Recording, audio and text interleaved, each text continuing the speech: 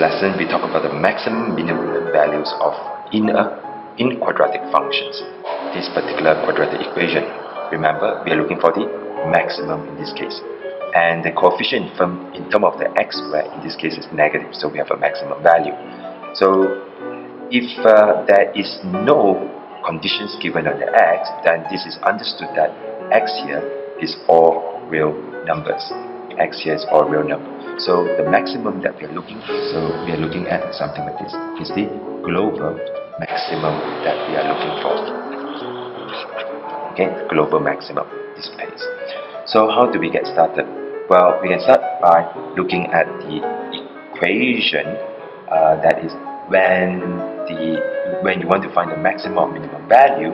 For example, for this particular function over here, this is the axis of symmetry. The axis of symmetry is x equal to negative b over 2a. Alright?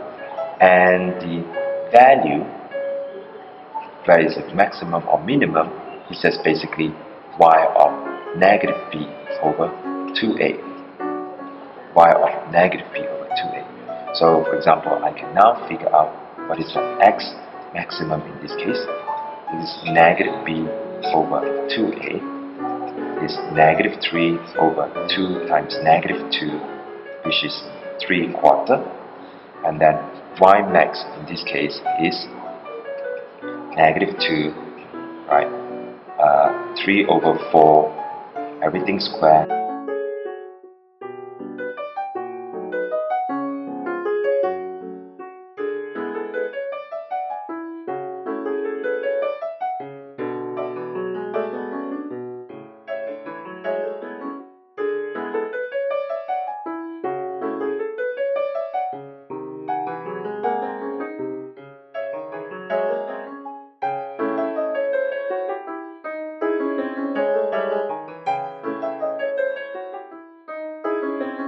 Given that you have a y equal to ax squared plus bx plus c, then the critical value, the critical point, or let's call this vertex, the vertex here, right?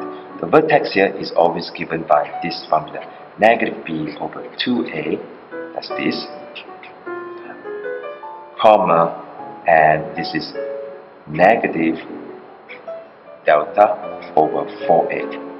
Delta here means discriminant, remember that. This is b squared minus 4ac.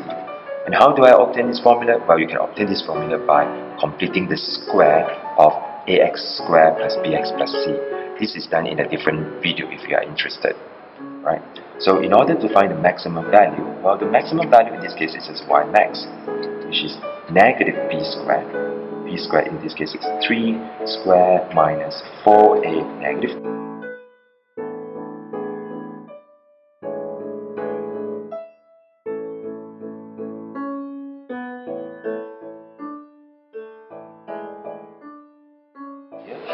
It's the same.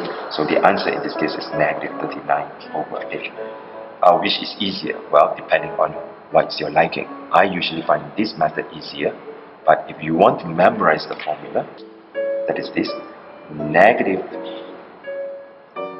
discriminant over 4a, that's the value, then you can make your life a little bit easier as well.